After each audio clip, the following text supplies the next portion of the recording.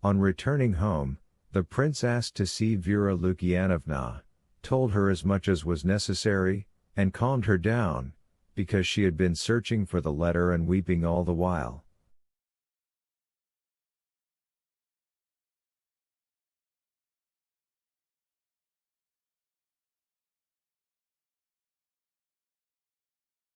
She was horrified when she learned that her father had taken the letter. The prince later learned from her that she had secretly served Rogozhin and Aglaya Ivanovna more than once. It had never occurred to her that it might be something harmful to the prince.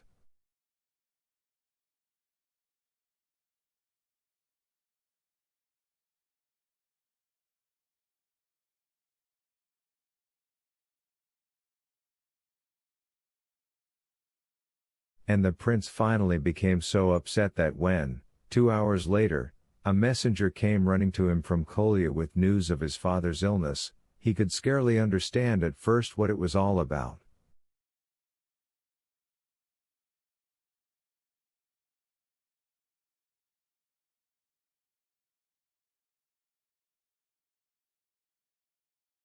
But this same incident restored him, because it distracted him greatly. He stayed at Nina Alexandrovna's, where, of course, the sick man had been transported, almost till evening.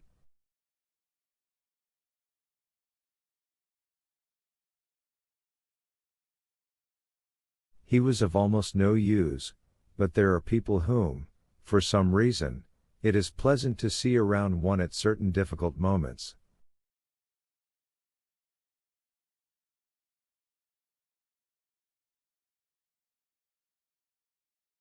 Kolya was terribly struck, wept hysterically, but nevertheless ran errands all the time, ran to fetch a doctor and found 3, ran to the pharmacy, to the barber. 32 The general was revived, but he did not come to his senses, as the doctors put it.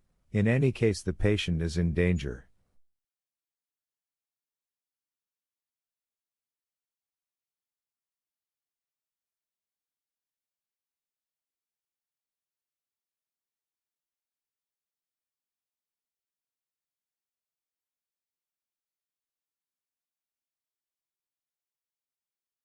Varya and Nina Alexandrovna never left the sick man's side. Vanya was confused and shaken, but did not want to go upstairs and was even afraid to see the sick man. He wrung his hands and in an incoherent conversation with the prince managed to say, "Just look, such a misfortune, and, as if on purpose, at such a time."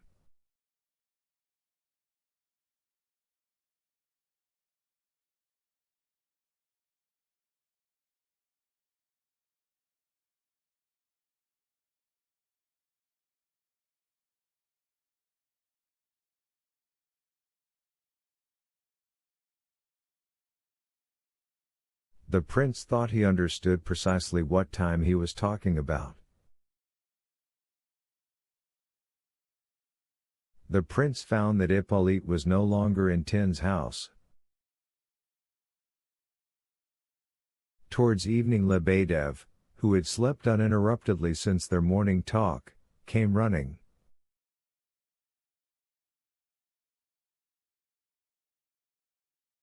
He was almost sober now and wept real tears over the sick man, as if over his own brother.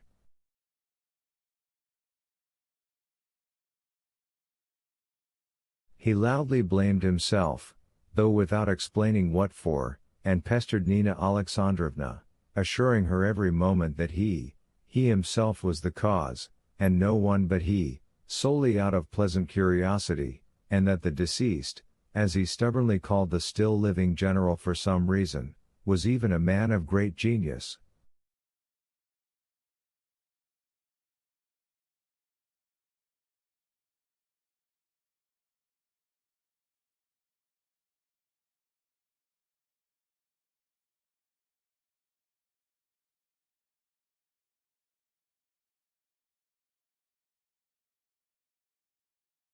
He insisted especially seriously on his genius, as if some extraordinary benefit could be derived from it at that moment.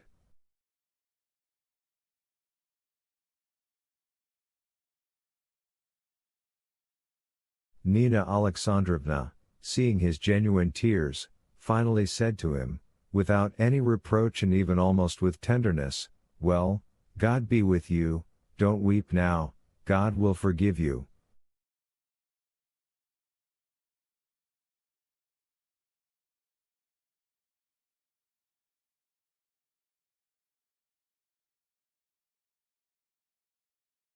Lebedev was so struck by these words and their tone that he would not leave Nina Alexandrovna's side all evening, and in all the following days, till the general's death, he stayed in their house almost from morning till night.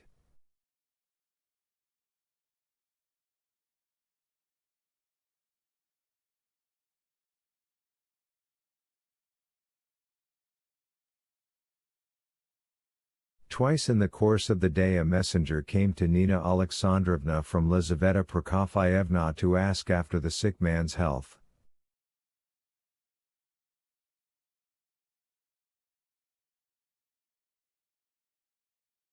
When, at 9 o'clock that evening, the prince appeared in the Epanchin's drawing room, which was already filled with guests, Lizaveta Prokofyevna at once began questioning him about the sick man, with sympathy and in detail, and responded gravely to Belokonsky's question, "Who is this sick man and who is Nina Alexandrovna?"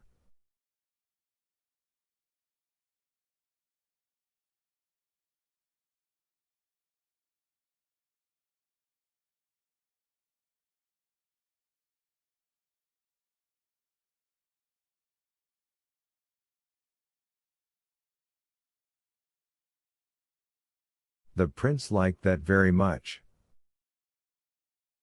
He himself, in talking with Lizaveta Prokofyevna, spoke beautifully, as Aglaya's sisters explained afterwards, modestly, softly, without unnecessary words, without gestures, with dignity. He entered beautifully, was excellently dressed, and not only did not trip on the smooth floor, but obviously even made a pleasant impression on everyone.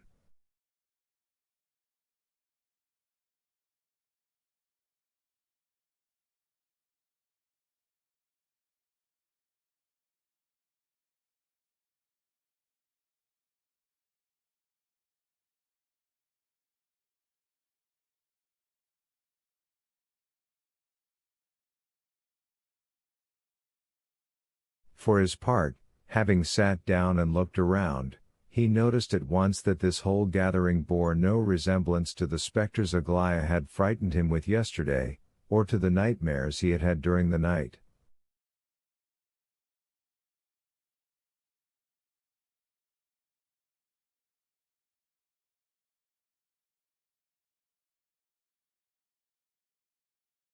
For the first time in his life he saw a small corner of what is known by the terrible name of society.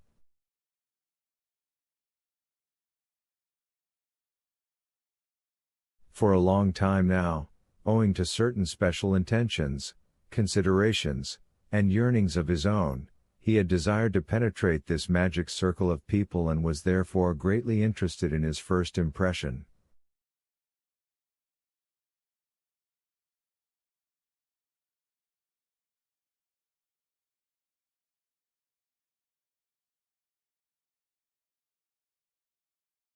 This first impression of his was even delightful.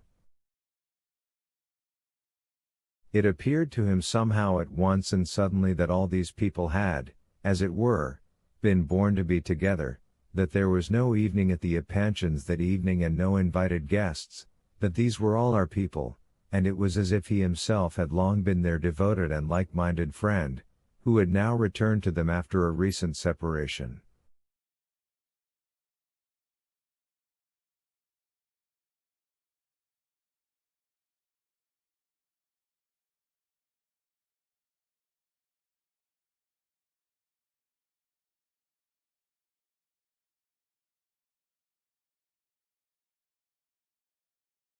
The charm of elegant manners, the simplicity and seeming candor were almost magical.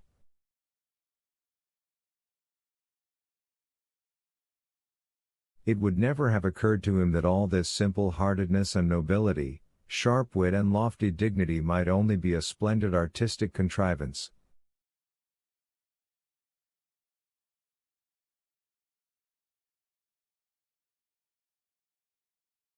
The majority of the guests, despite their imposing appearance, were even rather empty people, who, incidentally, in their self-satisfaction did not know themselves that much of what was good in them was only a contrivance, for which, moreover, they were not to blame, for they had acquired it unconsciously and by inheritance.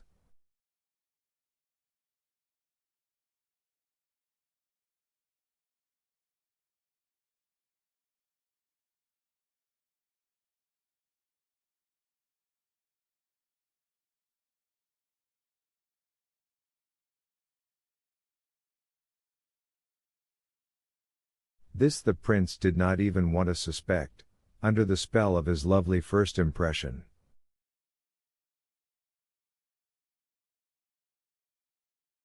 He saw, for instance, that this old man, this important dignitary, who by his age might have been his grandfather, even interrupted his own conversation in order to listen to such a young and inexperienced man as he, and not only listened to him but clearly valued his opinion, was so gentle with him, so sincerely good-natured, and yet they were strangers and were seeing each other for the first time.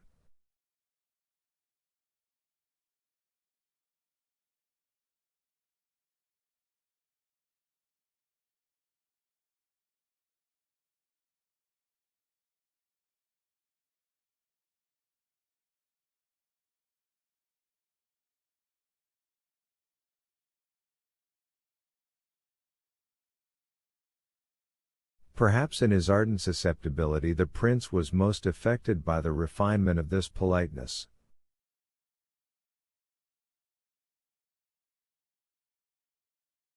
Perhaps he had been all too disposed beforehand and even won over to a happy impression.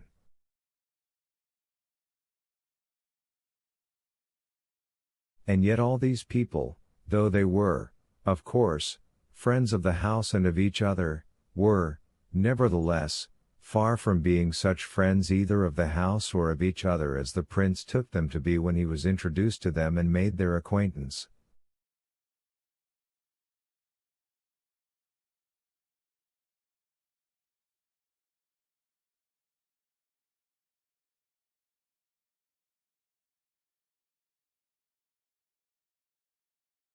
There were people there who would never for anything have acknowledged the Epanchins as ever so slightly equal to themselves.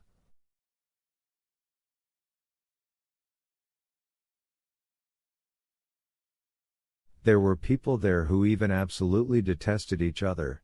Old Belokonsky had despised the wife of the little old dignitary all her life, and she in turn was far from liking Lizaveta Prokofyevna.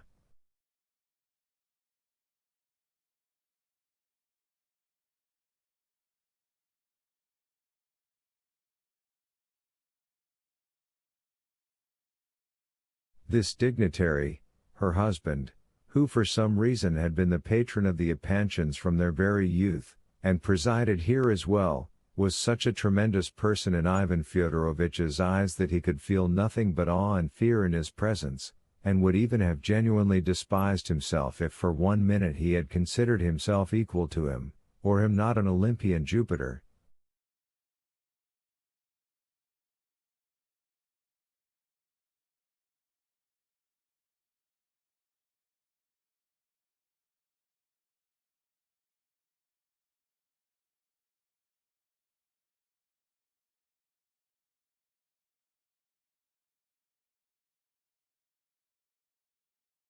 There were people who had not seen each other for several years and felt nothing for each other but indifference, if not repugnance, but who met now as if they had seen each other only the day before in the most friendly and agreeable company.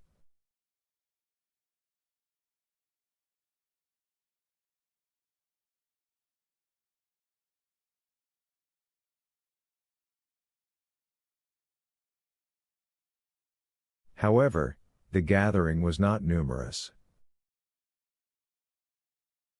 Besides Belokonsky and the little old dignitary, who was indeed an important person, besides his wife, there was, first, a very important army general, a baron or a count, with a German name, an extremely taciturn man, with a reputation for an astonishing knowledge of government affairs and even almost with a reputation for learning, one of those Olympian administrators who know everything, except perhaps Russia itself, a man who once every 5 years makes an utterance remarkable for its profundity, but such as, anyhow, unfailingly becomes proverbial and is known even in the most exalted circles, one of those superior officials who usually, after extremely, even strangely, prolonged service, die in high rank, at excellent posts, and with great fortunes, though without any great deeds and even with a certain aversion to deeds.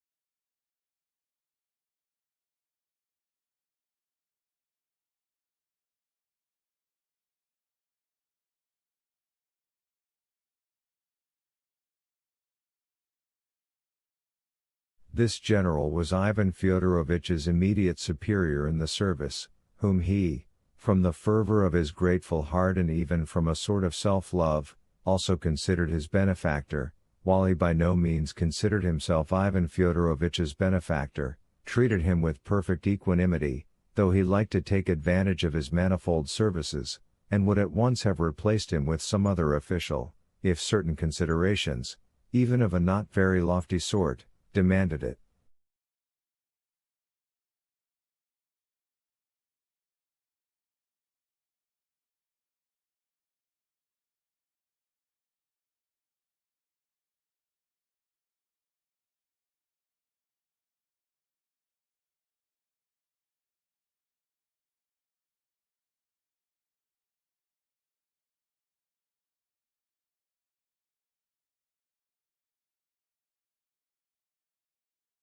There was also an important elderly gentleman, supposedly even a relation of Lizaveta Prokofyevna's, though that was decidedly incorrect, a man of good rank and title, a rich and well-born man, of sturdy build and very good health, a big talker, and even with the reputation of a malcontent, though, incidentally, in the most permissible sense of the word, even of an acrimonious man, but in him this, too, was agreeable, with the manners of English aristocrats and with English tastes, with regard to bloody roast beef, horse harness, lackeys, etc.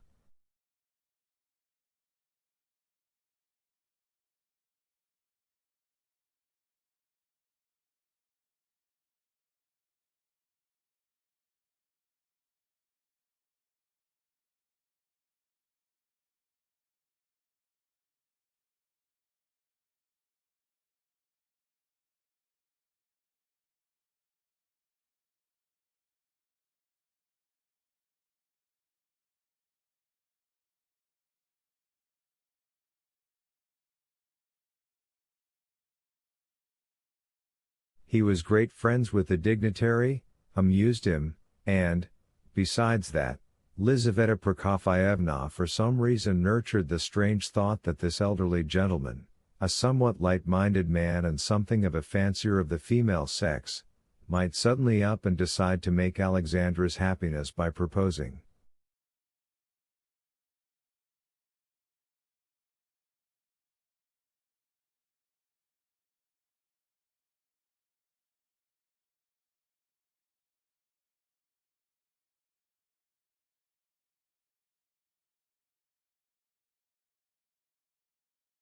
After this highest and most solid stratum of the gathering came the stratum of the younger guests, though also shining with quite gracious qualities.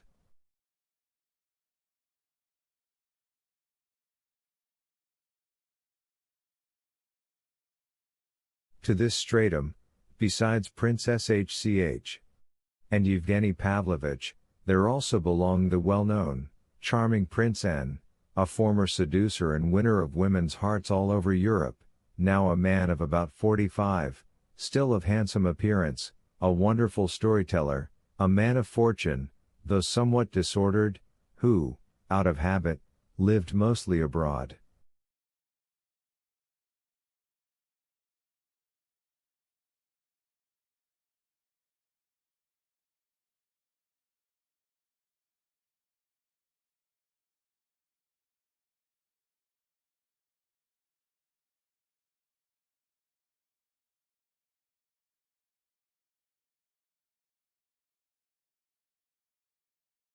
There were, finally, people who seemed even to make up a third special stratum, and who did not in themselves belong to the coveted circle of society, but who, like the Epanchins, could sometimes be met for some reason in this coveted circle.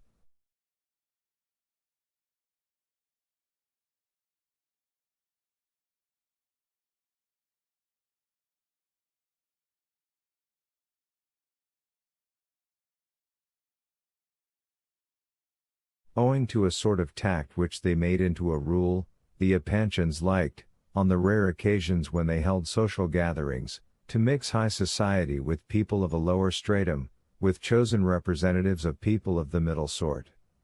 The Epanchins were even praised for that, and it was said that they understood their place and were people of tact, and the Epanchins were proud of such an opinion about themselves.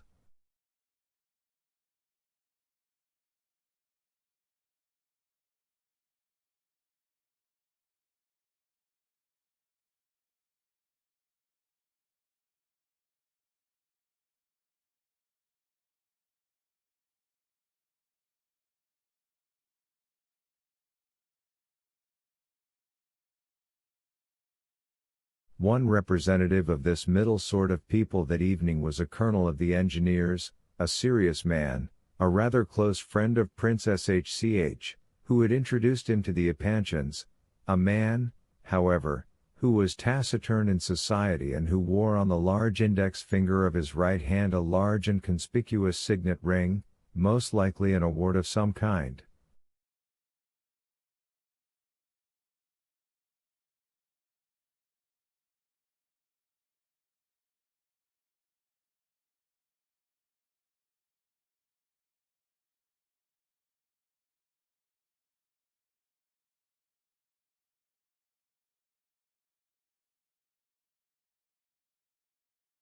There was, finally, even a writer-poet, of German origin, but a Russian poet, and, moreover, a perfectly respectable man, so that he could be introduced without apprehension into good society.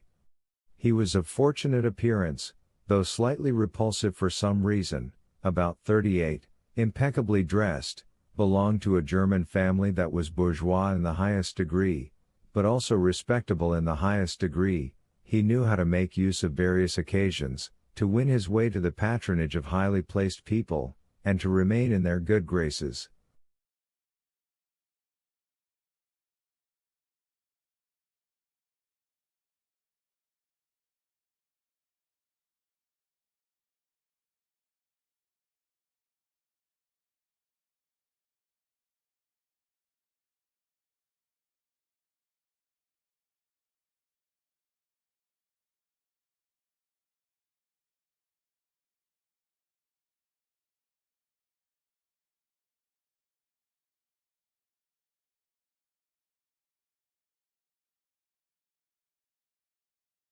Once he translated from the German some important work by some important German poet, was able to write a verse dedication for his translation, was able to boast of his friendship with a certain famous but dead Russian poet.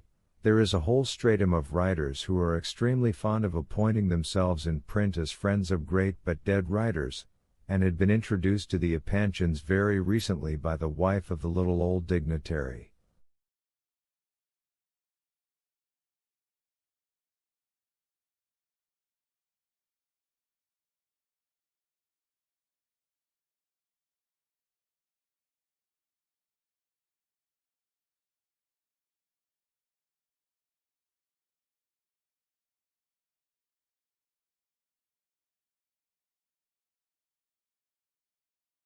This lady passed for being a patroness of writers and scholars, and had actually obtained pensions for one or two writers, through highly placed persons for whom she had importance.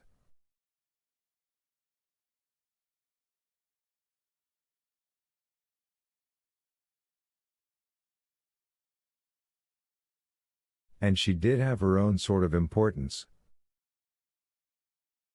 She was a lady of about 45, and therefore quite a young wife for such an old man as her husband, a former beauty, who even now, from a mania peculiar to many 45-year-old women, liked to dress all too magnificently. She did not have much of a mind, and her knowledge of literature was rather dubious.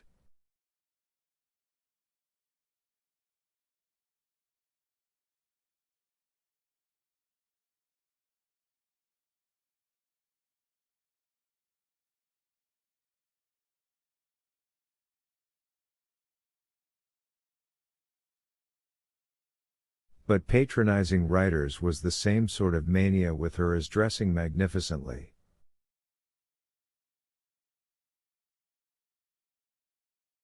Many writings and translations had been dedicated to her. 2 or 3 writers, with her permission, had published their letters to her on extremely important subjects, and it was this entire company that the prince took at face value, for pure, unalloyed gold.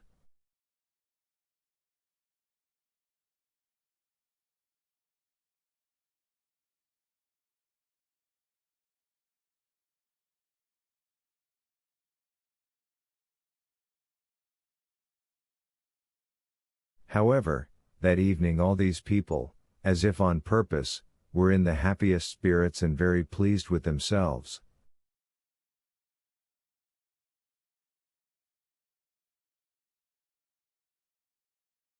Every last one of them knew that they were doing the Epanchins a great honor by visiting them.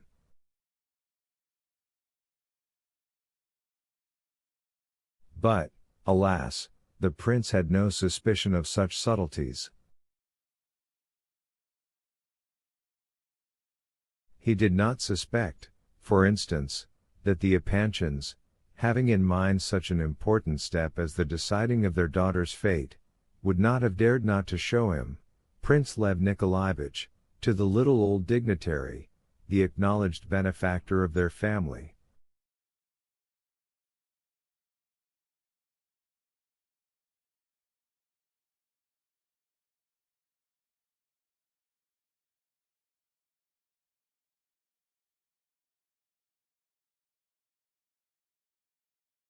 And the little old dignitary, who, for his part, would have borne quite calmly the news of even the most terrible misfortune of the Epanchins, would certainly have been offended if the Epanchins got their daughter engaged without asking his advice and, so to speak, permission.